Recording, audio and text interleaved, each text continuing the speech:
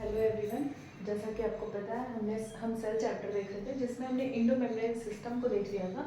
आज उसी Indo membrane system को हम एक डायग्राम के जरिए भी समझेंगे और ये भी देखेंगे कि क्यों लाइसोसोम जो है उसे हम पॉलीमॉर्फिक सेल ऑर्गेनेल्स कहते हैं। यहाँ हम देख सकते हैं कि एक सेल है, इस सेल के अंदर न्यूक्लियस है। न्यूक्लियस में जब प्रोटीन सिंथेसिस होता है, जो राइबोसोम प्रेजेंट होते हैं वो प्रोटीन को सिंथेसाइज करते हैं और ईआर में जो प्रोटीन सिंथेसिस होता है इसकी पैकेजिंग जो है और ट्रांसपोर्टेशन का काम जो है वो गोल्जी बॉडी करते हैं। क्योंकि हमें पता है कि इनके हमने कंपोनेंट भी देखे थे कि वेसाइकल्स, ट्यूब्यूल्स, वैक्यूल्स ये प्रेजेंट होते हैं। तो ये जब पैकेजिंग होता है प्रोटीन का गोल्जी बॉडी के जरिए तो फिर प्राइमरी लाइसोसोम्स का फॉर्मेशन होता है। लाइसोसोम्स का फॉर्मेशन जो है वो गोल्जी बॉडी के पैकेजिंग से होता है और गोल्जी बॉडी का फॉर्मेशन जो है वो कैसे इंडोप्लाज्मिक रेटिकुलम से होता है। जैसा कि हम देख चुके हैं कि इंडो मेम्ब्रेन सिस्टम के ये पार्ट क्यों कहते हैं, इन्हें वो गर्ल क्यों कहते हैं। तो इस तरीके से जब प्राइमरी लाइसोसोम्स का फॉर्मेशन होता है उसमें इनएक्टिव एंजाइम लाइसोजाइम प्रेजेंट होता है। ठीक है, ये हम देख रहे हैं कि जो लाइसोजाइम है अभी ये इनएक्टिव फॉर्म में है प्राइमरी लाइसोसोम्स में। इसके बाद जब सेल पे किसी बैक्टीरिया का अटैक होता है, किसी भी जो फॉरेन पार्टिकल्स है उसका जब अटैक होता है तो इस प्रोसेस को हम इंडोसाइटोसिस कहते हैं, जब सेल के अंदर वो इंटर करते हैं और उस चीज़ को हम इंडोसोम्स कहते हैं। अब ये जो है ये इंडोसोम टारगेट है प्राइमरी लाइसोसोम्स का।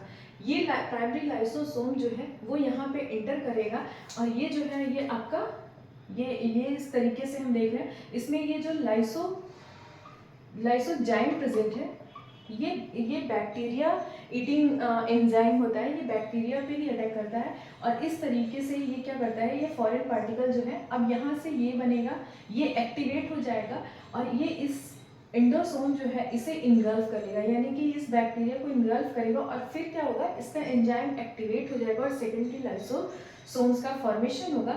अब यहाँ पे सेकेंडरी लाइसोसोम्स जो होते हैं वो उसके बाद रेसिड्यूअल बॉडीज बनते हैं जिसे हम टर्शियरी लाइसोसोम्स कहते हैं और उसके बाद सेल से एक्सोसाइटोसिस हो जाता है, यानी कि वो जो बैक्टीरिया था वो लाइसोसोम उसे डाइजेस्ट कर लेता है और सेल से बाहर निकाल देता है। ये पूरा आपका क्या है, इंडो मेम्ब्रेन सिस्टम का एक डायग्राम है जिसके जरिए हम समझ सकते हैं कि किस तरीके से एक सेल ऑर्गेनेल जो है वो दूसरे से पे डिपेंडेंट है और इसीलिए हम इसे इंडो मेम्ब्रेन सिस्टम में इन सारे सेल ऑर्गेनेल्स को पढ़ते हैं। अब इसी डायग्राम के जरिए ही हम लाइसोसोम्स को भी समझ सकते हैं कि क्यों लाइसोसोम्स को हम पॉलीमॉर्फिक सेल ऑर्गेनेल्स कहते हैं। तो ये हम आगे लाइसोसोम्स और माइटोकॉन्ड्रिया को एक एक करके देखेंगे। लाइसोसोम को डी ड्यूवे ने डिस्कवर्ड किया था। ये पैकेजिंग से बनता है, गोल्जी बॉडी के पैकेजिंग से बनता है। जैसा कि आपको पता है गोल्जी बॉडी के 3 कंपोनेंट होते हैं, वेसाइकल, ट्यूब्यूल्स और सिस्टर्नी। तो उसी से इसका फॉर्मेशन होता है। ये जो है ये डाइजेस्टिव एंजाइम्स या हाइड्रोलिटिक एंजाइम्स को कंटेन करता है जिसे हम एसिड हाइड्रोलिसिस कहते हैं और इसका पीएच जो है, पीएच अक्सर एग्जाम में पूछता है, 5.5 इसका पीएच होता है। ये पॉलीमॉर्फिक सेल ऑर्गेनेल्स है। पॉलीमॉर्फिक का मतलब होता है कि उसकी शेप जो होते हैं वो एक से ज़्यादा शेप कंटेन करता है, यानी कि मोर देन 1 शेप्स इसके होते हैं। इसमें प्राइमरी लाइसोसोम होता है जिसमें एंजाइम जो होते हैं वो इनएक्टिव होते हैं। सेकेंडली, जैसे कि अगर हम बात करें इसका फॉर्मेशन कैसे होता है तो आपको पता है कि कुछ इस तरीके से गोल्जी बॉडी का स्ट्रक्चर होता है, उसमें कुछ ऐसे स्ट्रक्चर होते हैं। तो ये जो इसके वेसाइकल्स, ट्यूब्यूल्स, इस तरीके से इसके कुछ स्ट्रक्चर फॉर्म होते हैं।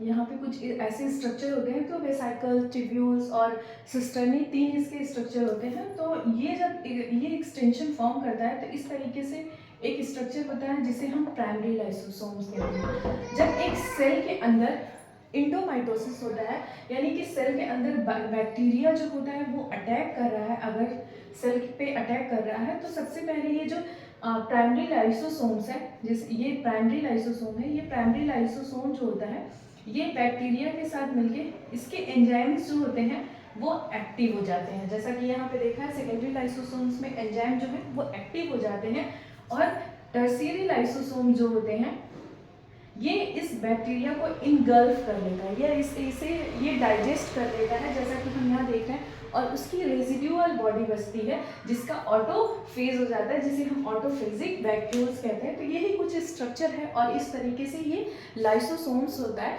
लाइसोसोम्स को हम कुछ और नामों से जानते हैं, जिसे हम सुसाइडल बैग भी कहते हैं, सुसाइडल बैग या स्कैवेंजर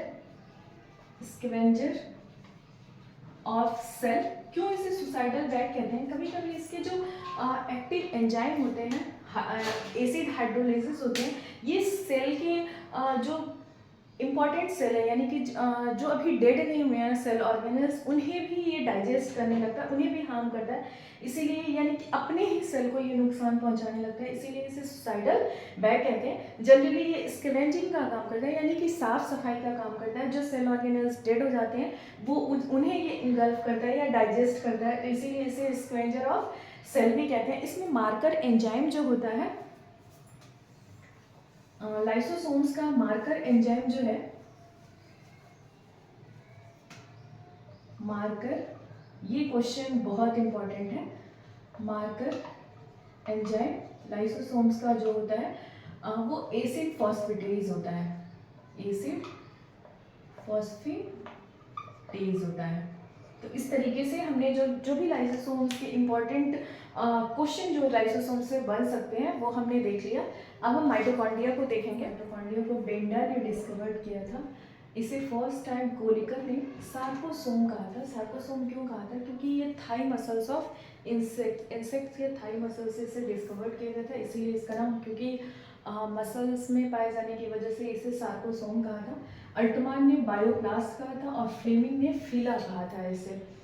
ये double membranous semi autonomous cell organelles है। सेमी ऑटोनॉमस क्यों कहते हैं वो हम आगे देखेंगे, क्योंकि इसमें खुद का डीएनए भी प्रेजेंट होता है और राइबोसोम यानी कि प्रोटीन सिंथेसिस भी कर सकता है और ये अपने जैसा दूसरा माइटोकॉन्ड्रिया भी फॉर्म कर सकता है, इसीलिए इसे सेमी ऑटोनॉमस सेल ऑर्गेनल कहते हैं। Cell organelle within cell organelle भी इसे कहते हैं। स्टेनिंग इसकी जेनस बी ग्रीन से करते हैं।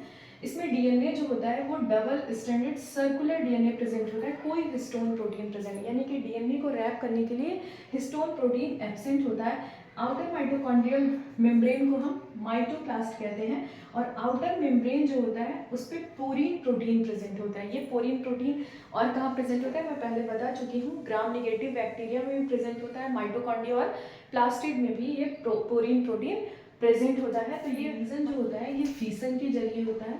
In folding of inner mitochondrial membrane is known as cristae. इसी क्रिस्टी पे F0 और F1 पार्टिकल्स, इसे F0 भी कहते हैं लेकिन F0 ही कहेंगे, F0 या F1 पार्टिकल जिसे हम ऑक्सीसोम्स भी कहते हैं या फर्नांडिस मोरन पार्टिकल, जो साइंटिस्ट थे जिन्होंने इसे डिस्कवर किया था उनके नाम पे इसे फर्नांडिस मोरन पार्टिकल्स या रेकर्स पार्टिकल्स भी कहते हैं। तो ये प्रेजेंट होता है क्रिस्टी पे ही। इसमें दो तरीके के प्रोटीन प्रेजेंट होते हैं, टॉम और टिम, जिसे translocase of outer mitochondrial membrane या translocase of inner mitochondrial membrane भी कहते हैं। अगर हम एक स्ट्रक्चर देखें, डायग्राम देखें माइटोकॉन्ड्रिया का, तो माइटोकॉन्ड्रिया के ये स्ट्रक्चर है जिसमें इनर माइटोकॉन्ड्रियल मेम्ब्रेन जो होता है उसकी, ये इनर माइटोकॉन्ड्रियल मेम्ब्रेन है जिसकी इनफोल्डिंग जो होती है इसे हम क्रिस्टी कहते हैं। इसी क्रिस्टी और आउटर माइटोकॉन्ड्रियल मेम्ब्रेन के बीच में पेरी माइटोकॉन्ड्रियल स्पेस होता है या इंटर माइटोकॉन्ड्रियल स्पेस भी इसे कहते हैं, जिसमें फ्लूइड भरा होता है और उसके अंदर भी मैट्रिक्स भरे होते हैं। आउटर माइटोकॉन्ड्रियल मेम्ब्रेन पे पोरीन प्रोटीन प्रेजेंट होता है। इस पे पोरीन प्रोटीन जो होता है इसमें जो इसे फॉस्फेटाइडिल कहते हैं, जिसमें आपका कोलिन प्रोटीन प्रेजेंट होता है, ठीक है। तो इस तरीके से पोरीन प्रोटीन के बारे में हमने आगे भी देखा था। तो ये हमारा एक माइटोकॉन्ड्रिया है। अगर माइटोकॉन्ड्रिया का हम फंक्शन देखें, अगर फंक्शन की बात करें तो ये एरोबिक रेस्पिरेशन में पार्टिसिपेट करता है। एरोबिक रेस्पिरेशन क्या होता है? प्रेजेंस ऑफ ऑक्सीजन, जो रेस्पिरेशन ऑक्सीजन के प्रेजेंस में होता है उसे हम एरोबिक रेस्पिरेशन कहते हैं। इसमें तीन चीज़ें होती हैं, लिंक रिएक्शन होता है, क्रेब साइकिल और ईटीएस यानी कि electron transport system. Link reaction और क्रेब साइकिल जो होता है ये माइटोकॉन्ड्रियल मैट्रिक्स में होता है, अभी जो आपने डायग्राम में देखा। ईटीएस जो होता है यानी कि इलेक्ट्रॉन ट्रांसपोर्ट सिस्टम, ये इनर माइटोकॉन्ड्रियल मेम्ब्रेन में जहाँ पे F0 और F1 पार्टिकल प्रेजेंट होते हैं वो उसमें पार्टिसिपेट करते हैं। स्पर्म में ये मिडिल पीस का फॉर्मेशन करता है। जो मेल का स्पर्म होता है उसमें ये मिडिल पीस का इस तरीके से फॉर्मेशन करता है जिसे हम निबन कर्न भी कहते हैं। ठीक है, तो ये कुछ इस तरीके से मिडिल पीस का फॉर्मेशन करता है। सिंथेसिस ऑफ एटीपी, एटीपी को हम पावर हाउस ऑफ सेल कहते हैं, क्योंकि सेल को जो एनर्जी चाहिए होता है वो इसी एटीपी से मिलता है। एटीपी का फुल फॉर्म एडिनोसिन ट्राइफॉस्फेट होता है। प्लांट में माइटोकॉन्ड्रिया जो है वो फोटो रेस्पिरेशन में पार्टिसिपेट करता है। जो फोटो रेस्पिरेशन होता है उसमें माइटोकॉन्ड्रिया जो है वो पार्टिसिपेट करता है। तो आज के लिए इतना ही। आसान